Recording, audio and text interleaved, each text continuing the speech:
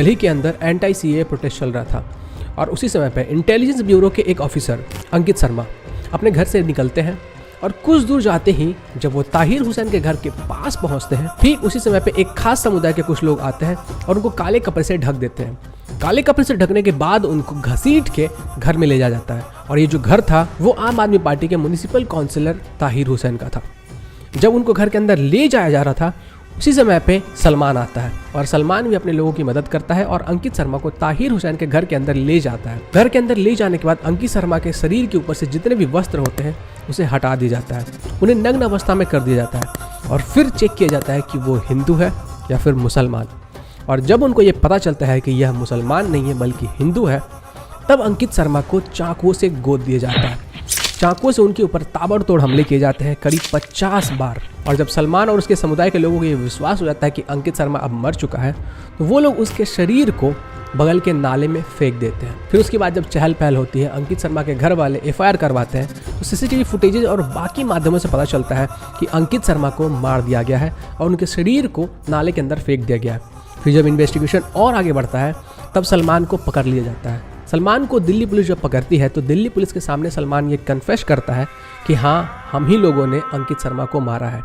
फिर वो सारी बातें बताता है जो मैंने अभी आपको बताई, किस तरीके से अंकित शर्मा को काले कपड़े से ढका गया, फिर उनको ताहिर हुसैन के घर के अंदर ले जाया गया, फिर उनका मजहब चेक किया गया और फिर उनको मौत के घाट उतार दिया गया। इसके बाद जब इन्वेस्टिगेशन और आगे बढ़ता है, दिल्ली पुलिस जब छानबीन करती है तो ताहिर हुसैन को अरेस्ट कर लिया जाता है। ताहिर हुसैन पुलिस के सामने ये कन्फेस करते हैं कि मैं हिंदुओं को एक सबक सिखाना चाहता था और उसके लिए ये जो न्यूज़ आर्टिकल है इसको आप रेफर कर सकते हैं। ताहिर हुसैन ने खुद कहा था कि मैं हिंदुओं को एक सबक सिखाना चाहता था, इसलिए मैंने ये सब किया। फिर जब दिल्ली पुलिस ताहिर हुसैन से और ज़्यादा पूछताछ करती है तो पूछताछ करने पर ताहिर हुसैन ये बताते हैं वो उमर खालिद से भी मिले थे और ताहिर हुसैन पीएफआई के कुछ मेंबर्स से भी मिलते हैं और पीएफआई के मेंबर्स उनकी हेल्प भी करते हैं इस पूरे प्रोसेस में। फिलहाल उमर खालिद और ताहिर हुसैन जेल में है।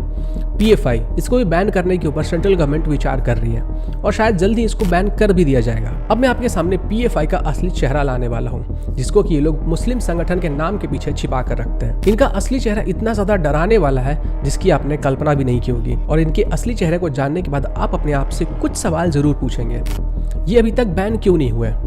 ये लोग खुले में घूम कैसे रहे? इनको अभी तक जेल में क्यों नहीं डाला गया? और कोई चौंकाने वाली बात नहीं होगी कि इस वीडियो के अपलोड होने के बाद कभी भी इस वीडियो को YouTube डिलीट कर दे या फिर ये जो पीएफआई वाले हैं वो मेरे जान के पीछे पड़ जाए, क्योंकि जो राज मैं आज खोलने वाला हूँ वो बहुत बड़े बड़े राज हैं। कुछ सालों पहले इंडिया टुडे केरला जाते हैं और केरला जाकर वो पीएफआई के मंसूबों को जानने के लिए एक स्टिंग ऑपरेशन करते हैं। स्टिंग ऑपरेशन में जो पीएफआई के मेंबर्स होते हैं वो ये रिवील करते हैं कि पीएफआई का ये गोल है कि पूरे इंडिया को इस्लामिक स्टेट बनाना है, जिसके लिए वो लोग ढेर सारे हथकंडे अपनाते हैं, जैसे कि लव जिहाद, रिलीजियस कन्वर्शन। जिन लोगों को नहीं मालूम है कि लव जिहाद क्या होता है, मैं आपको बताना चाहूंगा। जब कोई मुस्लिम लड़का अपना रियल रिलीजन छिपाता है और जिस लड़की को उसे फंसाना है, जिस लड़की के साथ उसको रिलेशनशिप में जाना है, उसके सामने किसी और रिलीजन का बन के जाता है और फिर उसके साथ रिलेशनशिप में जाता है और फिर रिलेशनशिप में जाने के बाद उस लड़की के ऊपर अत्याचार करता है, जबरदस्ती उसका कन्वर्शन मुस्लिम में करता है, इसी को कहते हैं लव जिहाद। तो इन सभी जरियों से पीएफआई इंडिया को इस्लामिक कंट्री बनाने में लगा हुआ है। पीएफआई के जो खून से रंगे हुए हाथ हैं वो कहां तक फैले हुए हैं, चलिए जानते हैं। एनआईए यानी कि national investigative agency, ED, enforcement directorate या फिर स्टेट पुलिस की आप बात कर लो, इन लोगों ने पीएफआई के ऊपर 100 से भी ज्यादा केसेस किए हुए हैं। इन केसेस में क्रिमिनल चार्जेस हैं, आतंकवादी गतिविधियों में शामिल होने के चार्जेस हैं, आतंकियों को हेल्प करने के चार्जेस हैं, मनी लॉन्ड्रिंग के चार्जेस हैं और कई सारे और भी चार्जेस हैं। चलिए इसके कुछ एग्जाम्पल्स मैं आपके साथ शेयर करता हूँ। 17 फरवरी 2021 उत्तर प्रदेश के एसटीएफ ने पीएफआई के 2 आतंकवादियों को बहुत सारे अमाउंट में एक्सप्लोसिव्स के साथ पकड़ा। ये लोग बसंत पंचमी के दिन में एक बहुत बड़ा आतंकी हमला करने वाले थे। 5 जनवरी 2021 इन्फोर्समेंट डायरेक्ट ने यह स्टेटमेंट दिया कि पीएफआई केरला के अंदर बहुत सारे आतंकवादियों के कैंप्स लगाने के लिए बहुत सारे पैसे इकट्ठे कर चुकी है। आपने उत्तर प्रदेश के हाथरस में हुए एक लड़की के साथ बलात्कार और उसकी हत्या वाला मामला तो सुना ही होगा। उस समय पे दंगे भड़काने के लिए पीएफआई ने इनडायरेक्ट वे में पैसे भेजे थे। इसमें अतीकुर रहमान के साथ 3 और लोग भी थे, जिसमें से एक जो था वो केरला का जर्नलिस्ट भी था। अब जैसे ही उत्तर प्रदेश की पुलिस ने इन लोगों को गिरफ्तार किया, the wire, the Quint, the print, NDTV जैसे जो न्यूज एजेंसीज हैं वो ये चिल्लाने लगे कि उत्तर प्रदेश के अंदर जो जर्नलिस्ट है वो खतरे में है, उनको जर्नलिज्म करने नहीं दिया जा रहा है ताकि वो जो बच्ची है उसको इंसाफ ना मिले।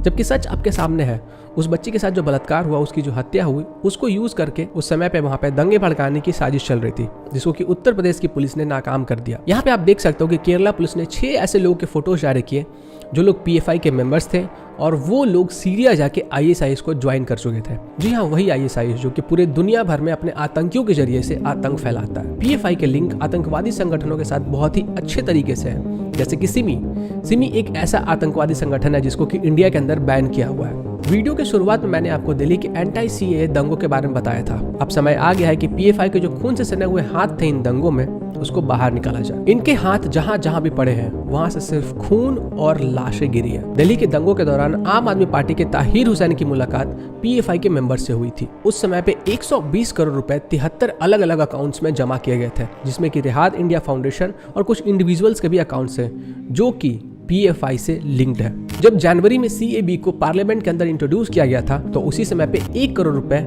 PFI और RIF के 15 अलग अलग अकाउंट्स में ट्रांसफर किए गए थे। यानी कि दिल्ली का ये पूरा दंगा जनवरी 2020 में ही प्लान कर लिया गया था। जो भी पैसे जमा किए गए थे उनको 5,000 और 49,000 के बीच में रखा गया था, ताकि जो पैसे जमा करने वाले लोग हैं उनकी आइडेंटिटी रिवील ना हो सके, क्योंकि जब आप 50,000 से ज्यादा पैसे जमा करते हो तो आपको अपना आइडेंटिटी प्रूफ देना पड़ता है। इन सभी पैसों को छोटे छोटे अमाउंट में बहुत सारे इंडिविजुअल्स को भेजे गए और फिर उसको 80-90 लोगों के अकाउंट से धीरे धीरे करके निकाल लिया गया। जिस दिन भी दिल्ली के अंदर वायलेंस हुआ था उस दिन पैसे निकाले गए थे, यानी कि लोगों को पैसे देकर बुलाया गया था और दंगे करवाए गए थे। तो इस तरीके से दिल्ली में जो दंगे हुए थे उसके पूरे साजिश को रचा गया। मनी लॉन्ड्रिंग करके पैसे को ट्रांसफर किया गया, पैसों को भेजा गया, ताकि जो एजेंसीज है उनके नजर में ये सब चीजें ना आ सके। दंगों के समय पे हिंदू के जो घर होते हैं, उनके जो दुकान होते हैं, उनको निशाना बनाया गया। इस दंगे में JNU के बहुत सारे स्टूडेंट्स और प्रोफेसर्स का भी हाथ था, लेकिन अगर इनको एक्सपोज करने जाऊंगा तो वीडियो बहुत ही ज्यादा लंबा हो जाएगा। इनको कभी किसी और वीडियो में एक्सपोज करेंगे। तो PFI के पास ये जो पैसे आ रहे हैं वो आ कहां से रहे हैं? चलिए इनकी पोल खोलते हैं। जैसा ग्रुप वैसे इनके कनेक्शंस और फंडिंग भी उन्हीं जगहों से। फरवरी 2021 के इस आर्टिकल को आप लोग ध्यान से पढ़िए। PFI received over 100 crore in few years from India and foreign countries. ED ने ये तो पता लगा लिया कि PFI को मनी लॉन्ड्रिंग के जरिए बहुत सारे पैसे आ रहे हैं, लेकिन ये जो पैसे आ रहे हैं वो एग्जैक्टली कहां से आ रहे हैं वो शायद ये पता नहीं कर पाए। चलिए ED के लिए ये काम मैं थोड़ा आसान करने की कोशिश करता हूँ। इसके लिए हमें टाइम मशीन में थोड़ा पीछे जाना होगा। यानी कि जब ED ने ये अनाउंस किया था कि PFI को ढेर सारे पैसे आए हैं, इस 2-3 महीने पहले नवंबर 2020 PFI के मेंबर्स अलकायदा के लिंक IHH टर्किश ग्रुप से मीटिंग करते हैं, जिसके की फोटो को नॉर्डिक मॉनिटर नेटवर्क ने शेयर किया। अब इस फोटो को आप लोग ध्यान से देखिएगा, क्योंकि ये फोटो भी बहुत सारे राज खोलने वाला है। फोटो को और डिटेल में चेक करने पे पता चलता है कि दीवार के ऊपर अरबिक में ला गालिब अल अल्लाह लिखा हुआ है, जिसका की मतलब होता है there is no god but अल्लाह।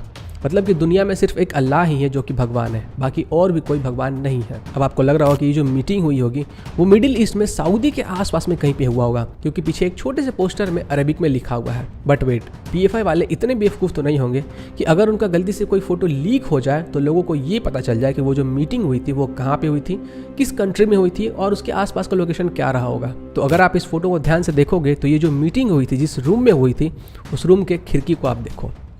ये जो खिड़कियाँ हैं ये मिडिल ईस्ट में ऐसे खिड़कियाँ नहीं होते हैं, ना ही सऊदी में होते हैं।